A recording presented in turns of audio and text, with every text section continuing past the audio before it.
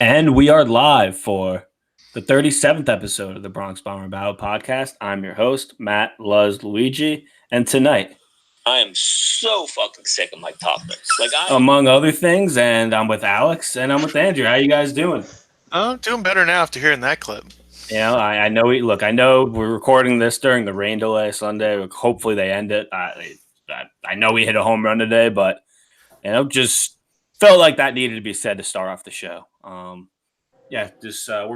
This episode's called Getting Healthy, kind of, because we have Andujar back. It's starting to look a little bit more like the Yankees, but overall, still a lot of replacements out there. Still, let's be honest, we were saying it before the show, still kind of a boring series this weekend. If they call this game like they should, because it's going to rain in New York for the next 6 hours, the Yankees will have won the series, take 2 or 3 from the Twins, who coming into the series had the best record in baseball. So good win. It would be a good series win for them. But we're going to recap all the games. We're going to get into it. Player of the weekend, what pissed us off, our bullpen trust list. We said we were going to do those every other week. We decided we were going to do this every week because the Yankees bullpen gets used so much. Figured might as well go every week. But guys, how are we feeling after this weekend series against Minnesota, who the Yankees have just dominated over the years? I'm hoping that this game gets called so that they officially can win. But as of right now, it's looking like it just did. Lindsay Adler, really? 8 seconds ago. This game has been banged because it's been raining like crazy for 4 hours. Yankees win 4-1. We hit record and look what happens. Wow, we're magic. Just incredible. Okay, so now that they won the series, they do win the series. It's literally just got announced. I feel good.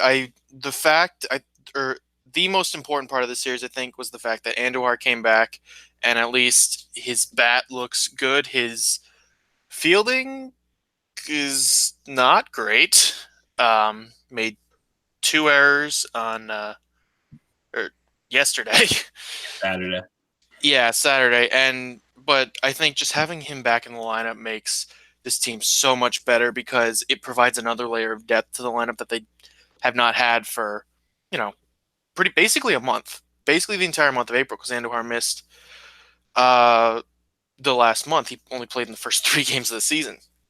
I think this is a really good start to this 10-game span where they're playing the Mariners, the Twins, and the Rays, where all 3 teams have started out pretty well. The Mariners have cooled down a lot, but overall, I think they're off to a good start here. Yeah, I agree. The injury to Paxton's a little concerning, but they said a maximum of 3 weeks, which I guess depending on how it responds in the next few days, it may be less, but it's only going to be a couple of starts. We're going to get some bats back, which should help the offense in support of Jonathan Loizaga. But all in all, it's good to get Andujar back. Certainly, what he provides with the bat is better than anything we were getting with Tyler Wade. And of course, looking forward to getting Clint back for the Mariners series. But yeah, good to get 2 out of 3 games from coming into the series, the best team in baseball. Yeah, absolutely. The first 2 games all 3 games were really pretty uneventful. But hey, anytime you take 2 of 3 from a good team, you'll take it. So let's get into these recaps. Friday's game, we had a Friday night game. Paxton on the hill, Kyle Gibson on the hill for the Twins, and Paxton, he was struggling a bit. He got through 3 innings. Yeah, he was, not looking great. Got through 3 innings. He had above 60 pitches, 1 run. It wasn't earned, but nevertheless, he leaves the game after 3 innings. Just goes right into the clubhouse. Stevie Donahue follows him. He's out of the game. So it turned into a bullpen game, and man, the bullpen really came through. Holder, Ottavino, Canley, Britton, Chappie. Only one who had a spotty performance was Britton, who allowed a 2-run homer to Nelson Cruz in the 8th. But yeah, overall, the Yankees bullpen comes through, and the offense was taken care of by Gary Sanchez. He had just a great fucking series overall. He just continues to mash. The guy's close to the league leading or AL league leading home runs with barely. I think he's played 23 games. Just insane. Glaber and Voit both got RBI singles early. Talkman scored on a wild pitch. Gardy got an RBI ground out. So the Yanks had a lead, but Gary in the 5th hits one 412 feet. In the 7th hits one 428 feet. Yanks win 6-3. Like I said, the bullpen, Holder, 2 innings was great. Ottavino, Canley, Chappie were all great.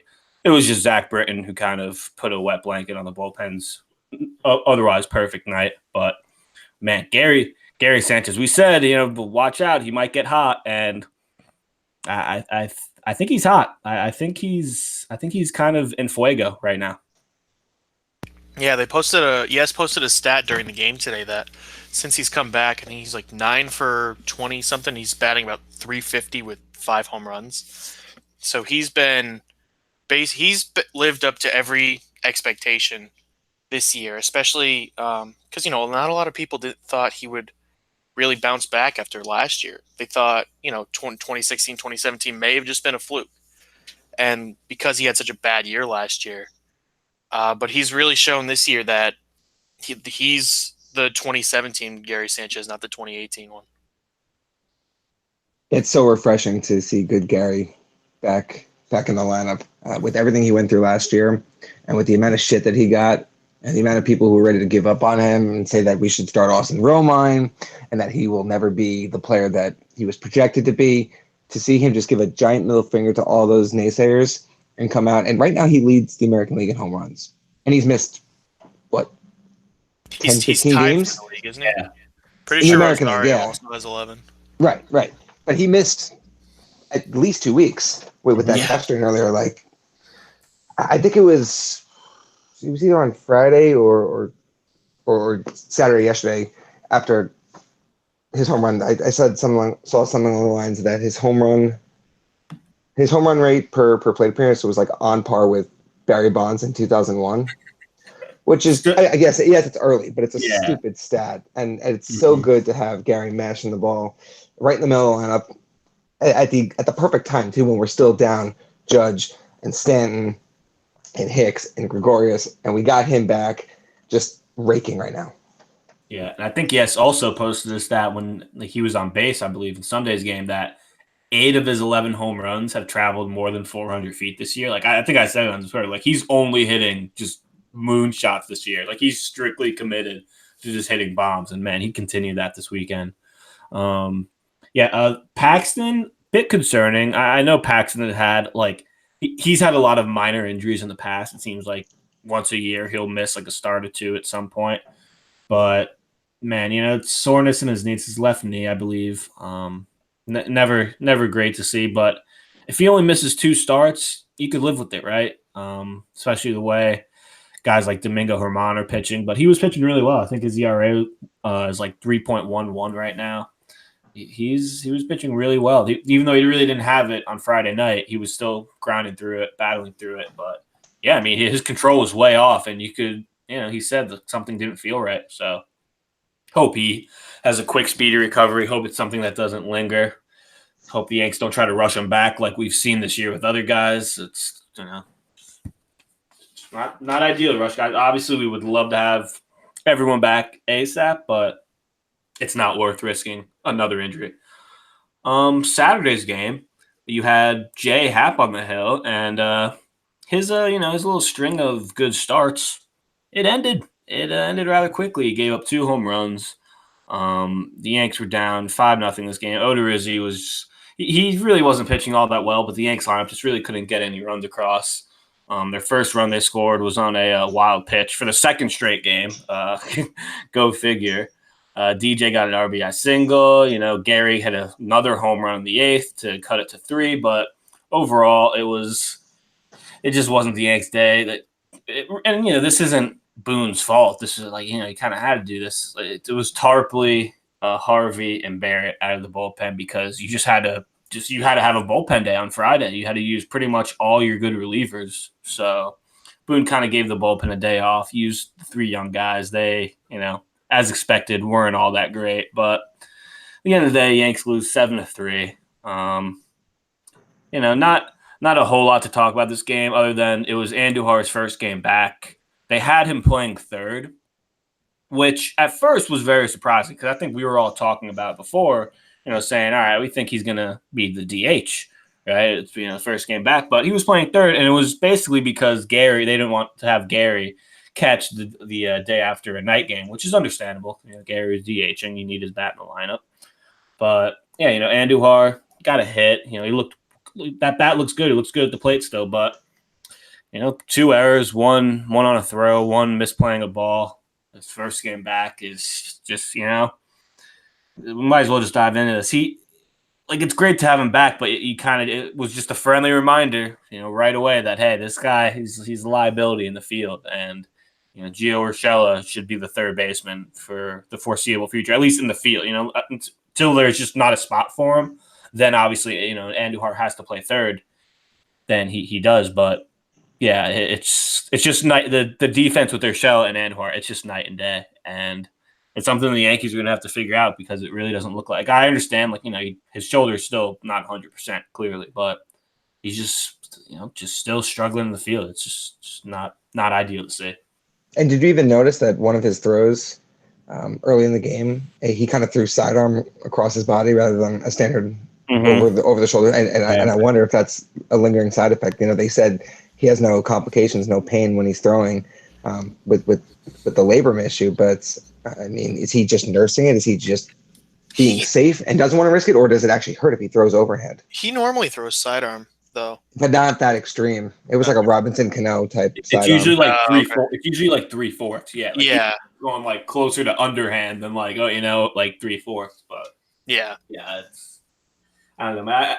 It just to me, I just think about it and say there are because I've seen people on Twitter. Obviously, negative Yankees Twitter always rears its ugly head when Andujar makes an error, but it is kind of true. Someone said that the Yankees, this team has a lot of guys who their ideal position is DH. Because once Stanton's back, once Andujar's healthy, both I don't think Stanton isn't as bad as Andujar is in the field, in my opinion. But he's not bad at all. Did he win a Gold Glove when he was in Miami? He's an above average fielder. He's only I was about to say, let me clarify. A left, him being in left field is just, it's a different. He was a really good right fielder for the Marlins, but him being in left field, it's still somewhat of a new position for him. So, and having Andujar at third and then Stanton at left is just, it's not exactly ideal. You could have much better defensive options out there, but I mean, it just makes it so hard when Andujar just comes back and he's hitting well, he's getting hits, having good at bats, but man, that glove is just still a problem. And it's, remember he said he was still going to double clutch in spring training. Just I still just get so scared. I'm back to getting so scared every time the ball gets hit to Andujar, and I hate I hate being like that because I love Andujar. I think the dude's a great hitter, and he's. I think he has a really bright future, but man, that he's one of the lesser defenders I've seen, to say the least. Yeah, he's not great, especially the way that the game started yesterday too, where it was I want to say it was the first inning. He made the error on a ball that was hit basically right to him, and it kind of just he just missed it, So it was not a great start, and then he made the throwing error later on in the game. He just looked almost overmatched, right off the beginning in the field, and it's just not a great look, especially since he worked so hard in the spring to get back to being the fielder that just being an average fielder. And in spring training, he didn't look terrible. He wasn't great by any means. But to see that he did the way that he did yesterday, it's not a promising sign. Part of me wants to say he just needs extra reps and some of the things will go away. The team seemed to be pretty positive about his defensive improvement in spring training. Of course, I think he made a couple errors right out of the gate in the regular season before getting hurt, but we'll see where that defense goes over the course of the next few weeks. Again, I don't expect him to play third base a ton, but with additional reps, getting out there more often, even just taking ground balls before every game, hopefully it'll just figure itself out. But again, you really can't do much about. You can't not play him with his live bat and what he provides to the offense. Yeah, absolutely. Also wanted to mention this game, Cameron Maben made a great play out in right field, robbing a home run, saving Jay half of a third home run surrendered. And, Cameron Maben, shout out to him. He's been playing really well since the Yankees got him. I think once the Yankees get healthy, I think he'll have no problem. I think a team will pick him up right away. But I think here's the thing. Just announced that officially Clint will be active tomorrow. Do we think? I mean, Maven's not going to be the guy to pay the price. No, it should be Talkman. Should be Talkman. I mean, maybe they would keep Talkman because he's a lefty and Maven's a righty, but that's a really stupid line of thinking because Talkman is he's become a liability with the bat. I mean, he did hit a home run today, but for the most part, before he hit the home run, he was 4 for his last 45. I want to say. Yeah. It was a batting practice fastball too. Let's not call the guy some kind of Hank Aaron here. He hit a pitch right down the middle. And he was facing the legend Michael Pineda. So Well, and his at bat before that too, he struck out on a batting practice fastball right down. He should have hit out there too. Right? Exactly. Yeah. So it's not like he was an Aaron Judge and just had worked a great at bat, hit a ball that not many people will be able to hit out. That's a pitch that if you're in the major leagues, you should be able to do damage with. I don't think you'll often hear Mike Talkman and Aaron Judge in the same sentence, but on the Bronx Power Battle podcast. Oh man, so yeah. Breaking news: Mike Talkman is not Aaron Judge. Wow, yeah, I can't believe it. Actually, breaking news: Mike Talkman has the same number of home runs as Aaron Judge. Yeah. Or just Judge at 5. Judge is 5. Yeah, just 5. Okay. Yeah, there you go, Andrew. Breaking news: Andrew. Someone. Andrew's an idiot. Doesn't know how to look up stats. Wow. This guy, I might kick him off. Sunday's game. The game that just officially got called like 10 minutes ago. It was Domingo Germán on a Sunday. And man, once again, this guy just keeps on going, right? 6 2/3, 4 hits, 1 run, 3 walks, 7 strikeouts. ERA down to 2.35. I believe that's his 6th win of the season now. He was just throwing a gem. They had to take him out in the 7th inning, got into a little trouble. 108 pitches. And just another game that really wasn't all that eventful. The Yankees got 2 runs on a LeMahieu infield single, and then Polanco had an throwing error, so another run scored, make it 2-0.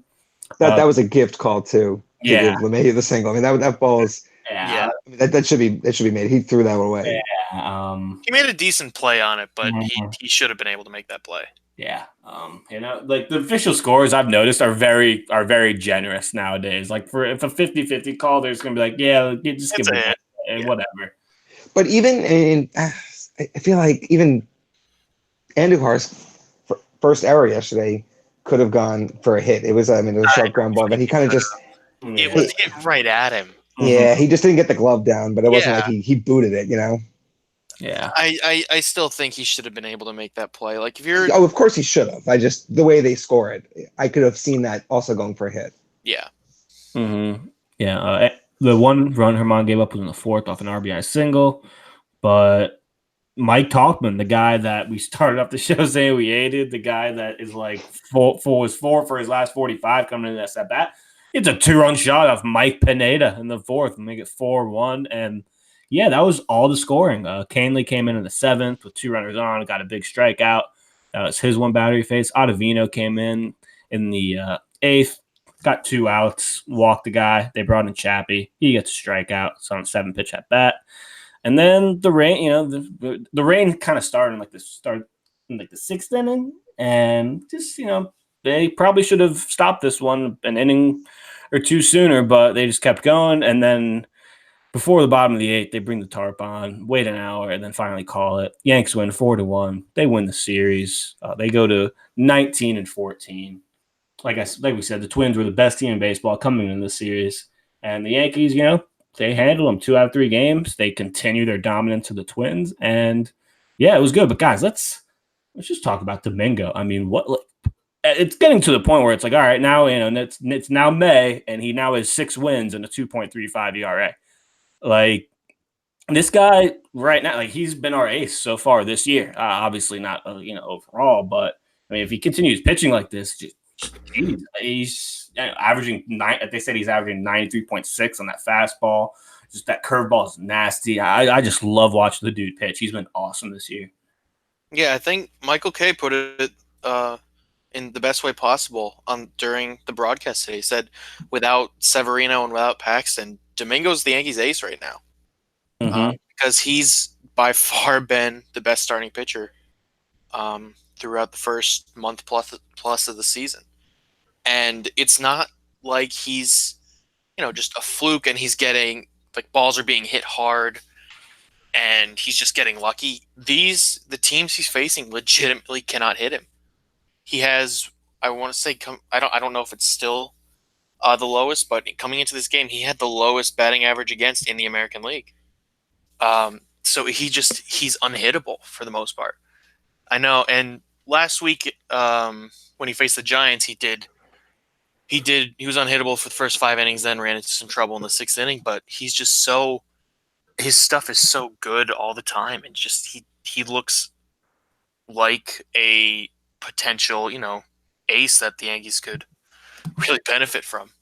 I believe right now he's at 38 and a third innings, 22 hits. Like, it seems like every start through like 4 or 5 innings, he has maybe a hit or 2 allowed. It's just insane.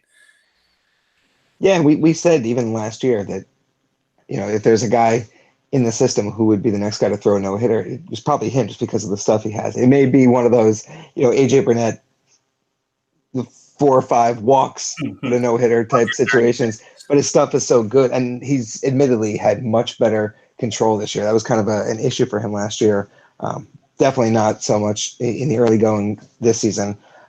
Michael Kay also kind of went on during the broadcast Sunday talking about how, like, Severino's injury opened the door for Germán to be on the roster in the first place. And if Severino was literally in that spot in the rotation, how much better could you expect from that same guy? So, I mean, he's literally been everything we needed to replace, or at least hold down the fort, because we're going to be without Severino now until possibly late July, August. I mean, that's such a long way into the season to go with that ace. But Germán's really making it palatable.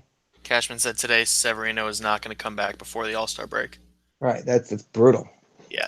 And that's our show. No, I was kidding. It's just very sad, very depressing. Yeah, okay, here's a question.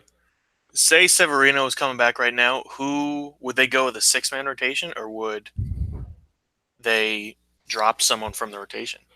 Say out of a include Paxton in the rotation, because obviously Severino would just take the spot of Loaizaga. Man, that's tough. Yeah. As great, I think I said like a week or so ago, as great as Germán has pitched, like, remember his one appearance out of the bullpen, how nasty he was? Yeah. Like, he would be nasty out of the bullpen, like, if push came to shove. But he's been our best starter, so putting him in the bullpen at this point, it's a waste. Yeah, it just makes no sense. But right, and usually those things, I mean, you don't want to think about that, but they usually have a way of figuring themselves out. So that means someone else having an injury. About, like how all these guys are on the Yankees, like, oh, who's going to replace who? And it's like, look, it'll play itself out. Someone will get hurt. Someone will play themselves out of a role. Things just always work out like that. Yeah.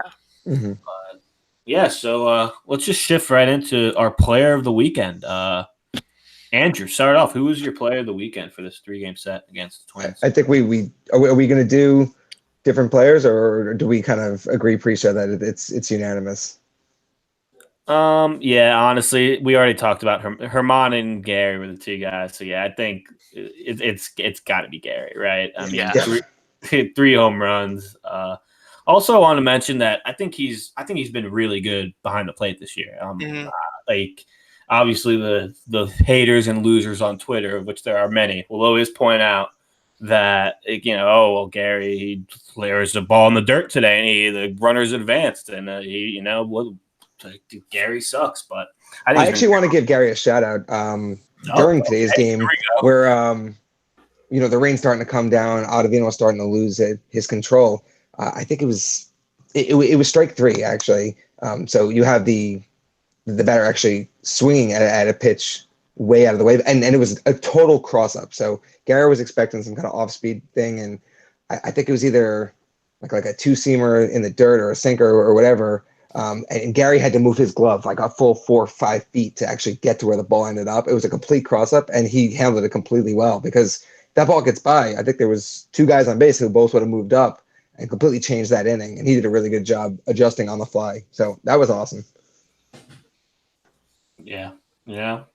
Like Gary at the I really we talked about it early in the show, but he just looks so comfortable at the plate. Like just his home runs, it's almost just effortless. Like he's just getting his pitch and just getting to the ball nice and fast and just doing his trot. He's Gary. He is scary. Especially with because Voigt's on base streak ended this weekend. I can't remember if it was Friday or Saturday, but it ended. He was kind of had a rough series, but I mean, really, because with this lineup right now, like we need either Voigt or Gary, even Glaber, who is on a nice hitting streak, but hasn't been lighting the world on fire like Gary has. Like we need guys like Gary to kind of carry this offense through all the injuries, and like a game like Friday night, like if Gary doesn't hit those 2 home runs, all of a sudden when Britton gives up that home run in the 8th, like it's kind of getting scary, right? It's either a tie game or a 1-run game. You're saying, oh shit, like now here we go again. Like it's about to go 12, 13 innings, but Gary just giving us those 2 home runs, just giving us that insurance to be up 5 and to, hey, Zach Britton can come into the game and just suck, and it's not that big of a deal. So yeah, Gary, player of the weekend. The thing that really has impressed me about Gary is like sometimes when he'll go, because he's always been so streaky with his home runs, and sometimes he'll go on a tear and just hit like 4 or 5 home runs in a week. But those will be like the only hits he gets because he gets so homer happy. But today he just looked. You could tell he's like his at bats are so much more than that because in the first inning against Pineda he had a single that was just destroyed. I think it was 109 mile an hour exit velocity on that one. And then he worked a walk later on in the game. So he's seeing the ball really well. Mm-hmm. He's not swinging for the fences each time. And just the results are coming as, because of that. It's not he's swinging for the fences and has gotten a few mistakes. He's just incredibly comfortable up there, like you said. Like he's actually working good at bats as well, even when he's not a homer. Yeah. Andrew, anything to add about Gary, Andrew? I mean, I had said it earlier on, but he's providing everything we need with the sluggers out right now, specifically Judge and Stanton. And so to have one guy you can rely on for consistent power and to be a dominating threat in the middle of the lineup, it's a welcome sight. Yeah, absolutely. It was a good series overall. Always nice when you win 2 out of 3, but there's always some negatives that come out of the series. And I think it's going to be a new weekly segment that we have. It's called What Pissed Us Off. We're just going to go around and say what really pissed us off. It could be a player. It could be the umpires. It could be Aaron Boone. It could be the rain. It could be Cashman not signing Patrick Corbin. It could be any of these things. Okay. But let's start off with you, Alex. What really pissed you off this weekend? Okay, so I'm going to just go with a little it's non-traditional, but the thing that really pissed me off was legitimately Talkman hitting that home run today because he had been so bad, and damn it!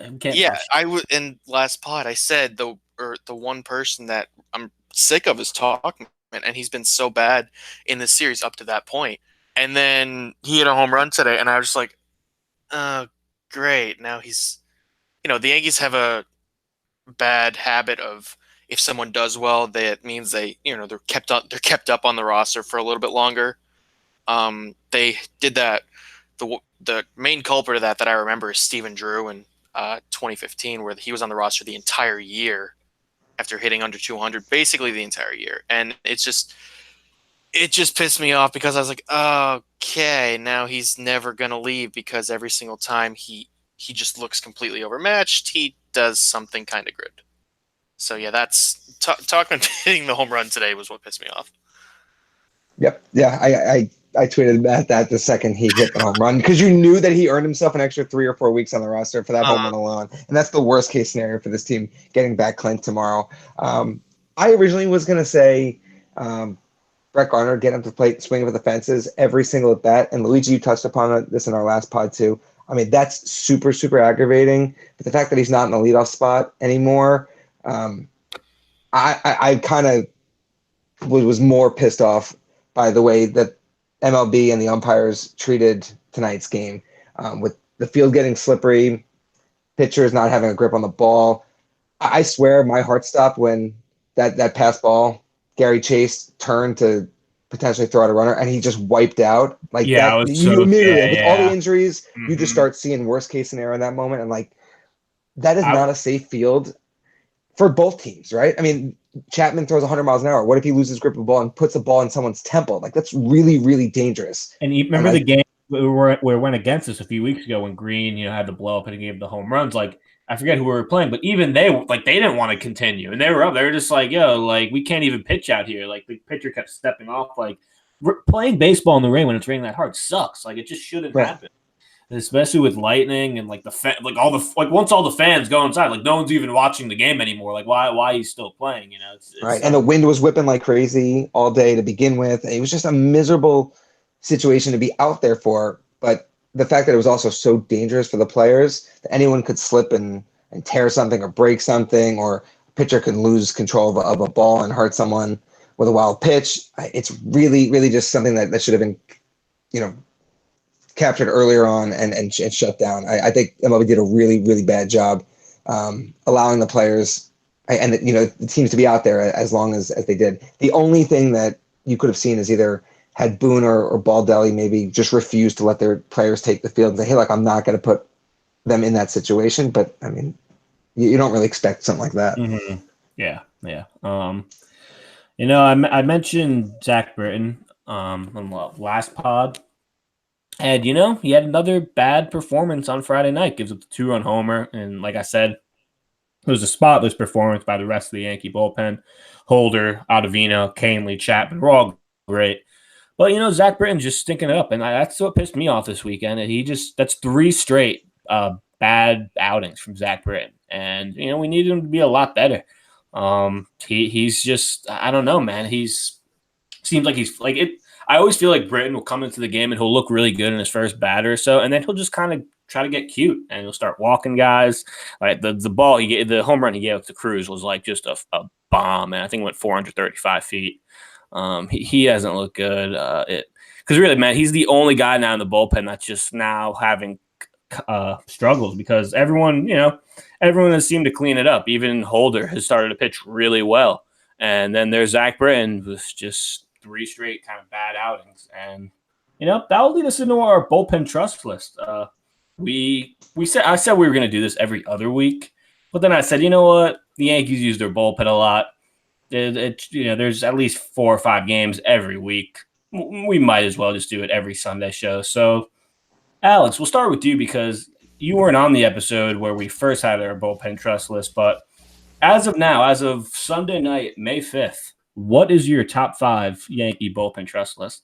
All right. So for my inaugural bullpen trust list, I have Canely at 1, Ottavino at 2, Chapman at 3, Holder at 4, and Sessa at 5. And wow, Holder and Sessa on the list. Mm-hmm. Wow. So here's my logic behind this. Canely at 1 is pretty much it's obvious he's earned that. Absolutely unhittable. Ottavino's just been solid this whole year. He had a little bit of a rough outing in the game today, but I'm just going to kind of chalk that up to the rain and the weather. I think that had a lot to do with it, especially with the way his pitches move so much. He just didn't have a lot of control.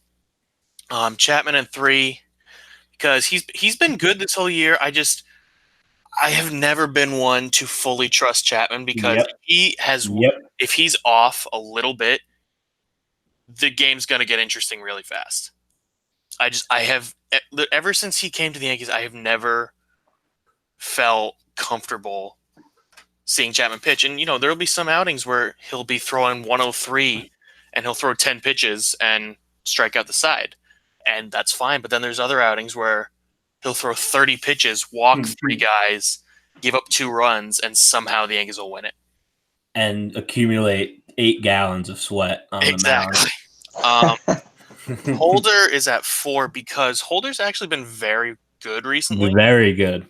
He's I forget what it was, but yes posted a thing saying he's pitched, I think it was 7 straight scoreless innings. So he had such a bad start to the season. He was borderline Chad Green ineffective. But ever since pretty much the Angels series, where he came in and pitched the 2 innings to close out the 14-inning game, he's been really good. And for 5th, I put Sessa kind of as a default because the other guys in the bullpen, you have Sessa, you have Britton, Tarpley, and Harvey. And I don't really. No love for Harvey, man.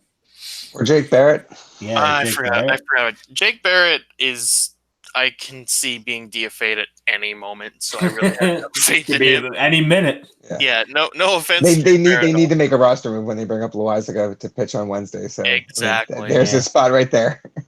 And so yeah, Barrett I don't really trust at all. Harvey has been decent. He didn't look great yesterday. I know he gave up a run, and then Britton has just been so not good this year. He's had his moments where he's looked good, but then he'll just have absolutely no control. Mm-hmm.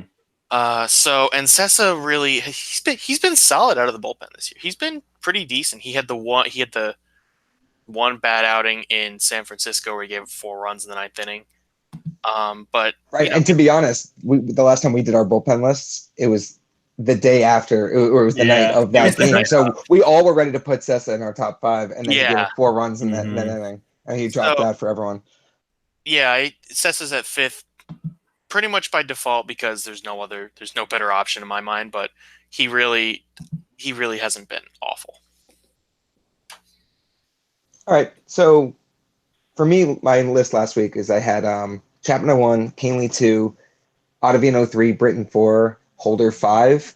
My new list, I'm going to go very much along the lines of what Alex did. As courtesy, I had Chapman first last week, so I'll keep him there. And then you just slide everyone else down. So the rest of the order is the same. It would be Chapman at 1, Canely 2, Ottavino 3, Holder 4, and then I would bump up Sessa to 5 as well. Britton took the big tumble this week, and he's the kind of guy where you know what he's capable of. He can shoot up to 2 or 3 with a couple good performances in a matter of an instant, right? So he's not on the list right now, but at any moment he can flip the switch and he'll get back in all of our good graces. I still fully trust Chapman. He's going to have those starts where he looks off, but I mean, Kenley Jansen gave up a grand slam to lose today. I mean, closers are going to be off sometimes, and more often than not, Chapman is on and he's going to get the job done. Like today, I was really worried about him in the pouring rain. He already has some control issues as it is, and then when you factor in the fact that he can't grip the ball in a downpour, and he still got the strikeout to earn what amounted to be the save in the rain-shortened game.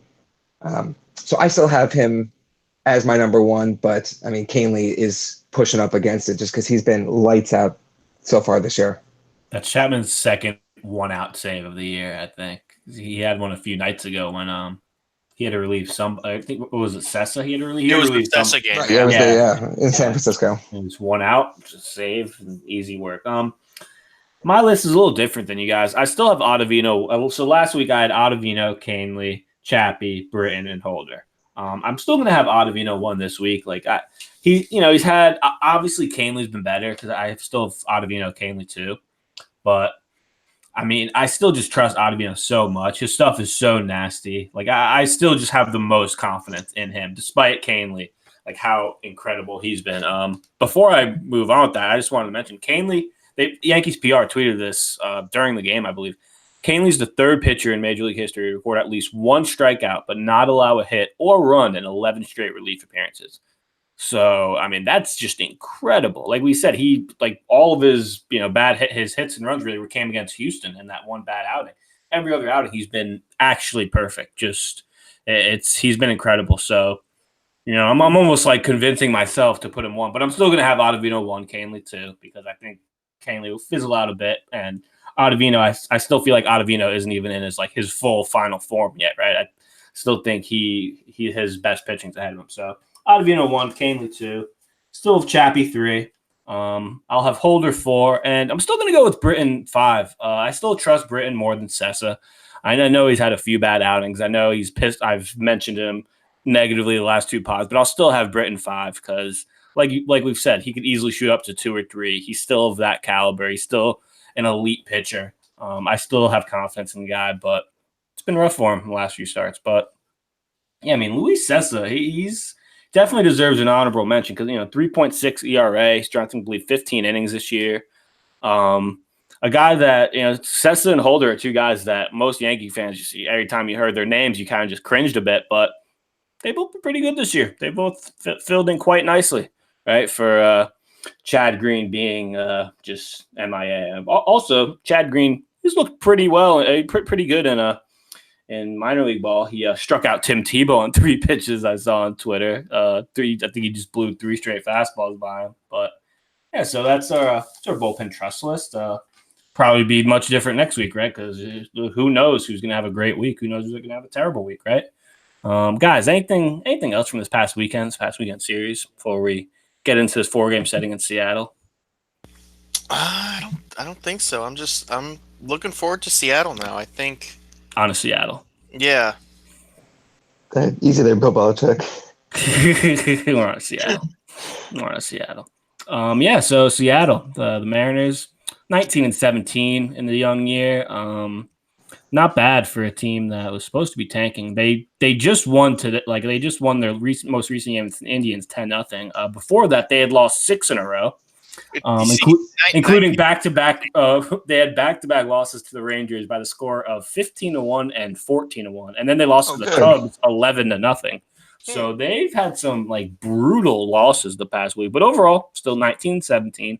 See, I think the Mariners, they started out 13-2, and now 19-17 is not good. Oh, so they're the Mets of last year. Right? Yes. They're the New York Mets. Who would have thought? The pitching matchups for the Yankees will be CC, Tanaka, Johnny Lasagna, and Jay Happ. For the Mariners, they got King Felix going Monday, Gonzalez going Tuesday, Kikuchi going Wednesday, and then Leak going Thursday. All 4 games are at 6:35, which I don't know. The 6:35 games are just weird to me. There's no one in the stadium. There's just no one in the stadium because everyone's just stuck in traffic or at work, So yeah, that's fair. But yeah, it's a 4-game set. Like I said, the Mariners been ice cold lately. Johnny Lasagna obviously going to be back with Paxton being down. Probably see a few starts out of him. But guys, what are we looking forward to in this series? Give me a key to the series against Seattle. I am looking forward to basically how the offense does against the Mariners pitching because, like you said, they've lost 3 consecutive games by giving up. It wasn't 3 consecutive, but those were all in the past week because they won their game today, 10-0. They lost 2 back-to-back games against the Rangers by giving up 29 runs, and then another game they gave up 11. That's incredible. So yeah, that's insane. It's really bad. So I'm looking forward to see if the offense can continue their streak of bad pitching, and capitalize and put up some big numbers here. We said for this past series against Minnesota that we were excited to see Miguel Andujar back and the impact that had. Also, of course, getting DJ was nice to push Gardner out of the leadoff spot. For Seattle, I'm excited to get back Clint.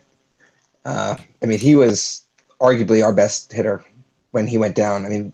His peak kind of coincided with the time Gary was on the injured list, so to have the 2 of them ideally both hitting at the same time in the same lineup is going to be really, really good for us. And it's something that hopefully we can carry through a pitching staff that has struggled mightily over the past week or so. So hopefully, we can give him hell this week. Yeah, absolutely. I'm honestly looking forward to Johnny Lasagna pitching Wednesday. I'm going to look forward to seeing him pitch, how he looks. Wasn't exactly great when his first stint, but we'll see how he looks. So Mariners don't have exactly a great offense. Tim Beckham, D. Gordon, Mitch Haniger, Edwin Encarnacion, who has, I believe 10 home runs so far early in the season. Jay Bruce is tied with Gary for the AL League leading home runs with 11. It's insane. Daniel Vogelbach, the Luke Voigt of the West Coast, has 9 home runs. He's had a really good start to the year. So Did he hit his 10th today? He might have. It said ESPN. It still says 9, so Okay. who knows? It could take time to update. But yeah, so they've got some big boppers in their lineup. They currently don't have a guy who has an OBP of better than 450, I believe. Of what do you call it? Vogelbach has a 440 OBP. And I was gonna say on base of 450 is pretty damn good, man. Because, dude, I was literally about to say 400, and then I just see the 440 number, and I said, oh, wait a minute. Jesus Christ. 286 average, 440 OBP. That's pretty damn impressive, man. Is that Vogelbach? Yeah, that's Vogelbach. He's been really good this year, man. Getting on base almost 45% of the time. But, yeah, so, I mean, it's a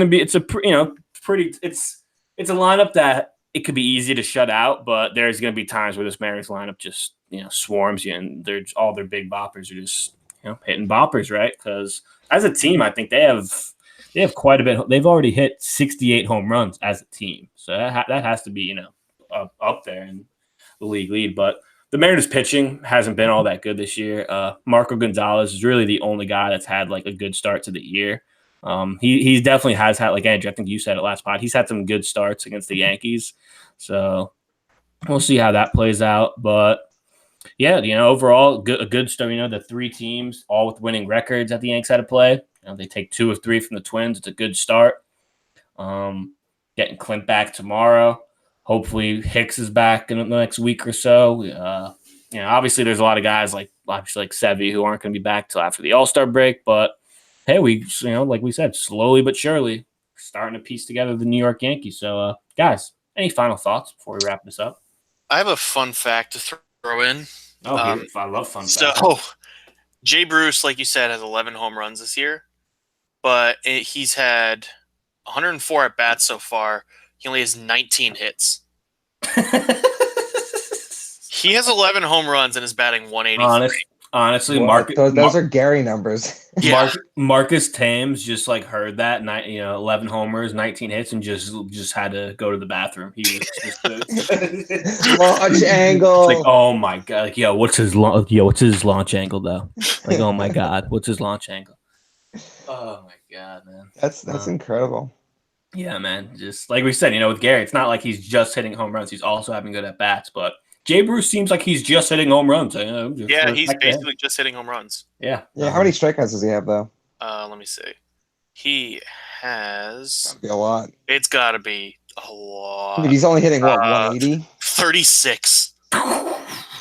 In 100 at bat? Oh my! 104 at bats. He has 36 strikeouts. That's he's striking out like 30, a third of the 35% of the time. Yeah. He's literally the definition of an all or nothing hitter. Mm-hmm. He's only walked 10 times too, so it's not like he's honestly, 3 true outcomes guy. He's just a 2 true outcomes guy. He's gonna be a hitting coach at Marcus Thames's baseball hitting clinic. He's gonna be one of the coaches.